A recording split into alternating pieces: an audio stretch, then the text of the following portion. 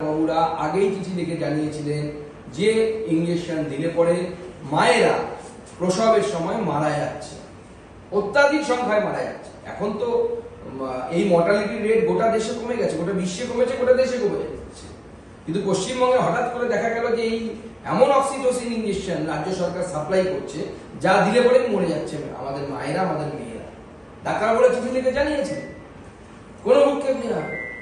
গতকাল আমার নিজের জেলাতে আমার একজন প্রাক্তন পঞ্চায়েত সদস্য, বাচ্চা মেয়ে, 30-32 বছর বয়স হবে, ফ্যামিলির একমাত্র উপার্জনশীল, স্বামী পক্ষাঘাতে অসুস্থ, 2 বাচ্চা আছে, মামুনি বর্মন। আমি তার বাড়িতে গেছি, প্রথমবার 19-এ জেতার পরে তার বাড়িতে গেছিলাম। পেট ব্যথা, বালুরঘাট হসপিটালে ভর্তি হলো, সকালে ইঞ্জেকশন দেওয়া তার মৃত্যু হয়ে গেল। 30-32 বছরের মেয়ে মরে গেল। আমাদের কাছে নির্দিষ্ট সূত্রের খবর আছে, এই ফেয়ার প্রাইস শপ মাননীয় মুখ্যমন্ত্রীর দৌলতে এবং হাসপাতালগুলোতে যে ওষুধ সাপ্লাই করা হচ্ছে, এই ওষুধ অনেক ওষুধ হচ্ছে, এবং এই মেয়েটি অনেক কিছু এগুলো জেনে গেছে, এবং মেয়েটি প্রতিবাদী মেয়ে ছিল, সে তো বারবার তিনি প্রতিবাদ করেছেন। এই মেয়েটি, সে হয়তো মারা গেছে, কিন্তু তাকে আমি স্যালুট জানাই যে এইরকম প্রতিবাদী মেয়ে, প্রতিবাদী ছেলে প্রতি ঘরে। রেপ অ্যান্ড মার্ডার সবাই জানতেন ওনাদের তৃণমূলের লোকেরা, কিন্তু এটাকে লুকোনোর জন্য চেষ্টা করা হয়েছে। যখন বিষয়টি সার্ফেস হয়ে চলে আসে, উপরে চলে আসে বিজেপি এবং অন্যান্য দলের আন্দোলনের ফলে, তখন এই সরকার বাধ্য হয়, এই অ্যাডমিনিস্ট্রেশন বাধ্য হয় এটাকে খুনের মামলা। লিখেছেন কেন্দ্রীয় সরকারের বিরুদ্ধে অপপ্রচার বন্ধ করুন, মমতা বন্দ্যোপাধ্যায়কে আপনি বলেছেন। এবং যেটা জানা যাচ্ছে যে আজিকর থেকে নজর ধরাতেই এই জলের ফন্দি পাতা। দেখুন, ডিভিসির যে বক্তব্য মাননীয় মুখ্যমন্ত্রী ডিভিসির জল ছাড়া নিয়ে একের পর এক করে যাচ্ছেন, সেই বক্তব্যগুলো অসত্য। উনি এতদিন পরে প্রধানমন্ত্রীকে চিঠি দিয়ে জানাচ্ছে যে উনি নাকি কিছুই জানতেন না, বা পশ্চিমবঙ্গ রাজ্য সরকারকে নাকি কিছুই জানানো হয়নি ডিভিসির জল ছাড়া নিয়ে। কিন্তু 17 তারিখে ওনারই পশ্চিমবঙ্গ সরকার ওনার নির্দেশে সমস্ত জেলাগুলোকে চিঠি দিয়েছে, ডিভিসি জল ছাড়বে, আপনারা প্রস্তুত হন। একই মুখে এইভাবে পরস্পর স্ববিরোধী কথা উনি কিভাবে বলতে পারেন? শুধু তাই নয়, আপনারা অপেক্ষা করুন, তথ্য প্রমাণ বেরোচ্ছে যে ডিভিসি যে পরিমাণ জল ছেড়েছে, সেই জলের জন্য পশ্চিমবঙ্গে বন্যা হয়নি। মুখ্যমন্ত্রী মমতা বন্দ্যোপাধ্যায়ের নির্দেশে পশ্চিমবঙ্গের বাঁধগুলি থেকে জল ছাড়ার জন্য পশ্চিমবঙ্গের বিস্তীর্ণ এলাকায় বন্যা হয়েছে। বাঁধের, আমি যেটা বারবার বলছি, প্রত্যেকটি বাঁধের ক্যাপাসিটি থাকে, জল ধারণ ক্ষমতার একটা শেষ সীমা থাকে। যত সময় যায় তত সেই ক্ষমতা কমতে থাকে। কারণ হচ্ছে জমা জল থাকলে পরে পলি পড়ে, ইংরেজিতে সিল্টিং বলে। এই পলি সময় মতো যদি আমরা তাকে তুলে না ফেলি, তাহলে পরে সেই বাঁধের জল ধারণের ক্ষমতা ধীরে ধীরে কমতে থাকে। পশ্চিমবঙ্গের বাঁধগুলোতে সমস্ত নদী, কংসাবতী থেকে শুরু করে যত বাঁধগুলো আছে আমাদের, প্রত্যেকটি বাঁধের পলি জমে বাঁধের জল ধারণ ক্ষমতা কমে গেছে, অনেক কমে গেছে। এবং আপনারাও নিশ্চয়ই মনে করতে পারবেন না, আমরা তো মনে করতে পারছি না, যে নিকট অতীতে 1 বছর, 2 বছর, 5 বছর, 10 বছর কোনো বাঁধে পলি তোলার কাজ হয়েছে। একটিও বাঁধের পলি তোলার কাজ হয়নি। মমতা বন্দ্যোপাধ্যায় কোনো ডেভেলপমেন্টাল কাজ, তাতে পয়সা বিনিয়োগ করা, পরিকাঠামোগত উন্নয়ন, অবকাঠামোগত উন্নয়ন, তাতে মাননীয় মুখ্যমন্ত্রীর কোনো ভূক্ষেপ থাকছে না। রাস্তা তৈরি থেকে শুরু করে কোনো কিছুতে মাননীয় মুখ্যমন্ত্রীর ভূক্ষেপ নেই। সেই জন্য লোকের ঘাড়ে তিনি দোষ চাপিয়ে বাঁচার চেষ্টা করছেন। আর এখন গোটা বন্যা পরিস্থিতিটাকে উনি নাট্যমঞ্চে পরিণত করেছেন, বন্যা পরিদর্শন নাট্যমঞ্চে পরিণত করেছেন, যাতে আরজিকর থেকে মানুষের লক্ষ্যটা বা মানুষের যে ধ্যান, সেই ধ্যানটা যেন বন্যার দিকে চলে যায়, বন্যা পরিস্থিতিকে চলে যায়, এবং কেন্দ্র রাজ্যের একটা টাসাল তৈরি করে দেওয়ার চেষ্টা করা হচ্ছে। আজকে আপনাদের যে কালীঘাট চলো ডিলিট হয়ে যাওয়া মেসেজ উদ্ধার করেছে সিবিআই, সূত্রের দাবি সেখানে মেসেজে এক জায়গায় লেখা রয়েছে মেয়েটা অনেক বাড়াবাড়ি করছে, ওর ব্যবস্থা নিতে হবে। এটাই কি এই অভয়া বা এর সাথে কি রিলেটেড, একটা প্রশ্ন অনেকেই তুলছে। দেখুন, স্বাস্থ্য দপ্তর নিয়ে বেশ কিছু আশঙ্কা মানুষের মনে দেখা দিচ্ছে। একদিকে আমরা জানতে পারছি যে ব্যবহৃত যে সমস্ত মেডিকেল ইকুইপমেন্ট তা ঘুরপথে আবার সরকারি হসপিটালে চলে আসতো।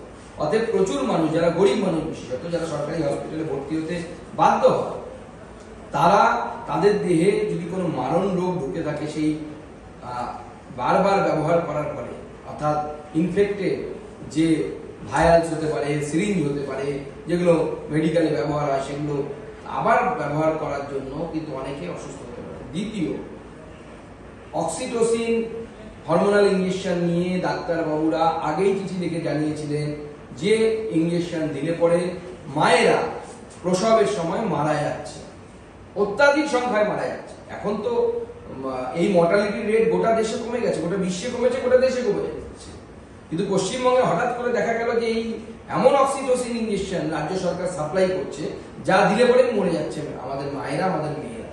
ডাক্তারবাবুরা চিঠি লিখে জানিয়েছে, কোনো ভূক্ষেপ নেওয়া হবে।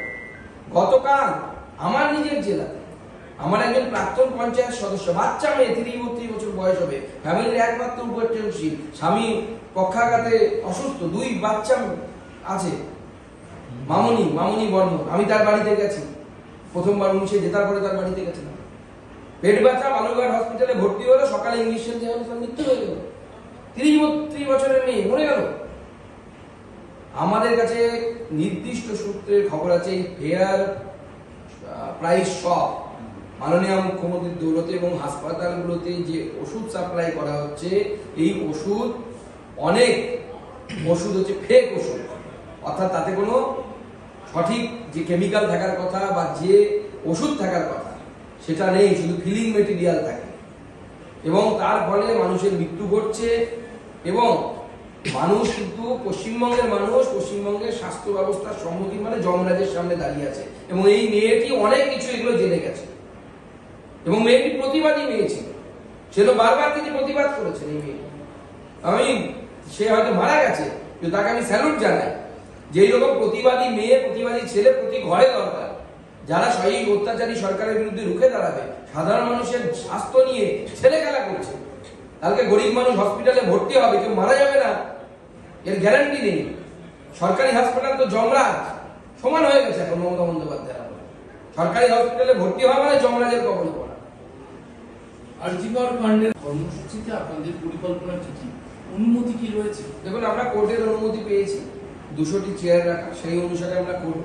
বিজেপি কর্মী 200 জনই আসবে, আমরা সভা করবো, আমরা আলাদা করে কোনো মিছিল বা কিছু করবো না, আমরা ছোট করে সভা করবো, এবং সেই সভাতে আমাদের 200 জন কর্মী উপস্থিত থাকবে। কোর্টের রায় আমি বিরোধী দলনেতা এবং অন্যান্য নেতৃত্ব সুকান্তদা, পশ্চিমবঙ্গে কলকাতায় সেমিকন্ডাক্টর প্ল্যান্ট তৈরি হচ্ছে, প্রধানমন্ত্রী ঘোষণা করেছেন, রাজ্য সরকার থেকে সেই কৃতিত্ব তাদের বলতে দাবি করেছে। দেখুন, কথা হলো আমেরিকাতে, সেখানে উপস্থিত থাকলেন নরেন্দ্র মোদী এবং জো বাইডেন, আর দিদিমণি থাকলেন কলকাতায়। তিনি কিভাবে কৃতিত্ব দাবি করছেন আমরা তো অন্ততপক্ষে বুঝতে পারছি না। তৃণমূল কংগ্রেসের নেতারা হয়তো বোঝাতে পারবেন, নাকি দিদিমণি এখান থেকে বসে টুকটাক বা কোনো কিছু করেছিলেন কিনা, মন্ত্রতন্ত্র এই ধরনের করেছিলেন কিনা, আগে কিছু লোক বিশ্বাস করতে মন্ত্রতন্ত্র হয় তা দিয়ে করেছেন কিনা, জো বাইডেনকে বশীকরণ করে। তাদের পশ্চিমবঙ্গের মানুষকে বলবো, তৃণমূল কংগ্রেসকে বলবো, ট্রেনে ট্রেনে ছোট ছোট স্টিকার লাগাতে, অব্যর্থ বশীকরণ মমতা বন্দ্যোপাধ্যায়, দিদির বশীকরণ। ওয়েস্ট বেঙ্গল মেডিকেল কাউন্সিলের ওয়েবসাইটে এখনো সন্দীপ ঘোষের নাম, এই West Bengal medical council Sandip ঘোষকে সাসপেন্ড করেছে। সবটাই কি আইওয়াস ছিল নাকি চাপের মুখে এটা করা হয়েছে? দেখুন, এখন সবাই চাপে আছে। ওয়েস্ট বেঙ্গল মেডিকেল কাউন্সিলে যারা নেতৃত্ব দিয়েছিলেন বা দিচ্ছেন তারা তো আর কেউ নেই, তৃণমূলের নেতা। সব জায়গাতেই তো তৃণমূল নেতারা করে খাচ্ছে। আজকে শুনলাম নাকি কেন্দ্রীয় এজেন্সি শান্তনু রায়কে রেখেছে, সুশান্ত রায়কে রেখেছে, ডক্টর সুশান্ত রায়কে রেখেছে। আমি উত্তরবঙ্গে গেছিলাম, আজকেই ফিরেছি, জলপাইগুড়ি এবং শিলিগুড়িতে সভা করে মিছিল করে। সেখানে যে আমি শুনলাম, এ তো মহাপুরুষ, যেভাবে একের পর এক সম্পত্তি করেছে উত্তরবঙ্গে। জলপাইগুড়ির মতো একটি ছোট শহরে, কলকাতা শিলিগুড়ির তুলনায় জলপাইগুড়ি অনেক ছোট শহর এবং শান্তিপূর্ণ শহর এবং খুব সংস্কৃতিবান শহর। সেই শহরে থেকে উনি দক্ষিণ ভারতে নার্সিং কলেজ, তার শেয়ার, নেপাল অব্দি পৌঁছে গেছে, নেপালে তার ব্যবসায় নাকি শেয়ার আছে, ইন্টারন্যাশনাল ব্যবসায়ী। মাননীয় মুখ্যমন্ত্রী ফালতু সৌরভ গাঙ্গুলি কত দূরে নিয়ে গেছিলেন, একে দিয়ে শিল্প স্থাপনের চুক্তি করতে হবে। যে নেপালে বিনিয়োগ করতে পারে সে তো পশ্চিমবঙ্গে বিনিয়োগ করতে পারে, বড় বড় বিনিয়োগ করতে পারে। এসজিডি এর কাছ থেকে 1 টাকায় চ্যারিটেবল ট্রাস্টের নামে জমি নিয়ে নিয়েছেন, নিয়ে নিজের বাড়ি করেছেন, মানে দেদারসে লুট করে দিয়েছে। ওখানে বসে থেকে কন্ট্রোল করতেন কোন ডাক্তারবাবু বাঁকুড়া যাবে, কোন ডাক্তারবাবু সুন্দরবন যাবে, কোন ডাক্তারবাবু ডায়মন্ড হারবার যাবে, সমস্ত থেকে উনি কন্ট্রোল করতেন। এদের তো আরো আগে রাখা উচিত, কান ধরে জেলের ভেতরে ঢোকা উচিত। এরা ডাক্তারবাবু হওয়ার মানে থাকার আর যোগ্যতা নেই এদের। সন্দেহ মুখ্যমন্ত্রী ডাক্তার শ্যামাপ্রসাদ দাস, তাকে স্বাস্থ্যের মেঘনাথ বলা হচ্ছে। তিনি ঘটনা ঘটার দিন আর্জি করার দিন সেদিন দুটোর সময় জেনে গেছিলেন এটা খুন এবং ধর্ষণের ঘটনা, তাকে অভিজ্ঞতা জানিয়ে দিয়েছিল। থানায় মামলা হচ্ছে এত পরে, এর আগে কিন্তু সবাই জেনে যাচ্ছে, কি করে সম্ভব? দেখুন, পুরো বিষয়টা আমরা যেটা প্রথম থেকে বলে এসেছি, প্রথম থেকে ধামা চাপা দেওয়ার একটা চেষ্টা চলছিল এবং এটাকে সুসাইড করে দেখানোর সমস্ত রকম চেষ্টা হয়েছিল।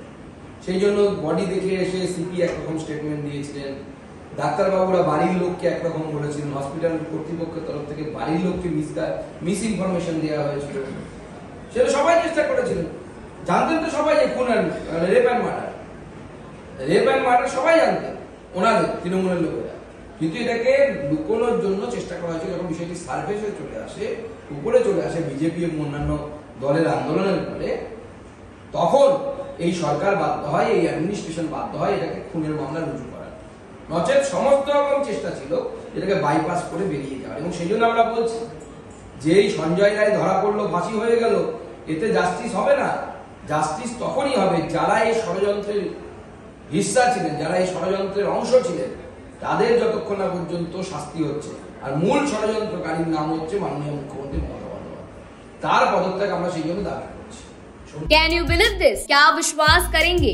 दवाइयों में 22% तक की छूट। जी हाँ, सिलीगुड़ी फार्मेसी हर मेडिसिन में 22% छूट दे रहा है। साथ ही पूरे सिलीगुड़ी में फ्री होम डिलीवरी। सिलीगुड़ी के बाहर केवल 50 रुपए कोरियर चार्जेस। ऑर्डर करने के लिए फोन करें। अब मेडिसिन के खर्चे में बचत ही बचत। मंडे टू संडे सुबह 7 बजे से रात 12 बजे तक दुकान खुली है और यहाँ 99.9% मेडिसिन आपको मिलेगी। सिलीगुड़ी फार्मेसी में पॉलीक्लिनिक भी है, जहां आपको सिलीगुड़ी के बेहतरीन डॉक्टर्स से संपर्क कर सकते हैं। सिलीगुड़ी फार्मेसी, नेताजी मोड़, सुभाष पल्ली। Contact number 9933990001। We focus on making students future ready with the needs of industry. By acquiring skills, make students competitive in their careers. With relevant skills, making students are more marketable. With collaboration, keep updated with industry trends. During course, students are earning from their activities in the industry. Supplements to on-job learning on a regular schedule during course. Don't wait, secure your future now. Admission open. Medhavi Skills University, Singham, Bermioc. Contact us at 9874875876 or visit our website www.msu.edu.in. Nagaland state dear Puja bumper 2024 lottery पहिलो पुरस्कार 5 crore guaranteed 2.5 crore को 2 पुरस्कार ticket 500 रुपया draw 12 October पहिलो पुरस्कार केवल बिक्री भाई का ticket water dear Puja bumper 2023 में 5 करोड़ विजेता राजपाल के तपाई हुनुहुन्छ यसपालिको करोडपति। Why do 90% of Darjeeling visitors rave about Glenaries? Let's find out. Welcome to Glenaries in Darjeeling. Since the British Raj, this iconic bakery has been delighting generations with its exquisite confections. Imagine biting into a pastry that whispers tales of colonial elegance. From their famous pastries to artisanal breads, every bite is a taste of Darjeeling's rich heritage. Step inside and you're greeted with unmatched hospitality and timeless recipes. It's more than just food. It's a delightful experience wrapped in history. So, whether you're a travel enthusiast or a history buff, Glenaries is a must visit. Glenaries, where every moment is a taste of history. Visit us today and savor Darjeeling's oldest confectioners. Glenaries, taste the legacy.